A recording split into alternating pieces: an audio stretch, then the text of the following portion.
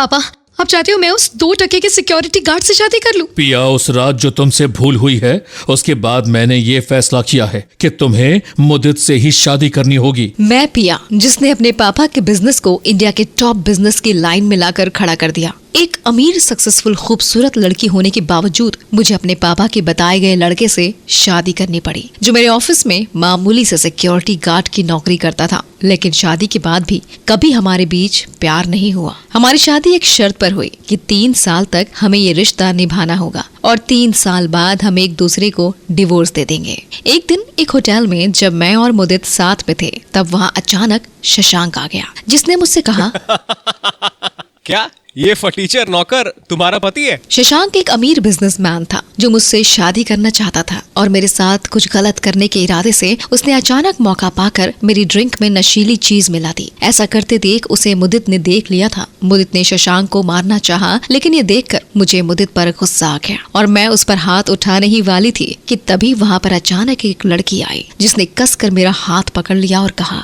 पता भी है तुम्हें ये कौन है? वो लड़की मुदित के पास जाकर मुदित को एक चेक पकड़ाती है और कहती है, मुबारक हो सर, आज से आप 500 करोड़ जायदाद के मालिक बन चुके हैं। और ये देखकर मेरे होश उड़ गए और तभी मुदित ने मेरे हाथ में कुछ पेपर पकड़ाए और कहा, शादी के 3 साल पूरे हो चुके हैं पिया। उन पेपर को देखकर मैं बहुत घबरा गई और तब मैंने मुदित से कहा, नहीं, ये नहीं हो सकता, मैं तुम्हें डिवोर्स नहीं दूंगी। आखिर क्या लिखा था उन पेपर पर, जिसे देखकर पिया घबरा गई और डिवोर्स देने से मना कर दिया। कौन थी वो लड़की जो मुदित को 500 करोड़ का मालिक बता रही थी? कौन सी भूल हुई थी उस रात पिया से, जिसकी वजह से उसके पापा ने पिया की शादी एक मामूली सिक्योरिटी गार्ड से करवा दी? क्यों मुदित और पिया की शादी 3 साल की शर्त पर हुई? आगे सुनने के लिए अभी डाउनलोड कीजिए पॉकेट FM ऐप। पिया तो से नैना लागे रे।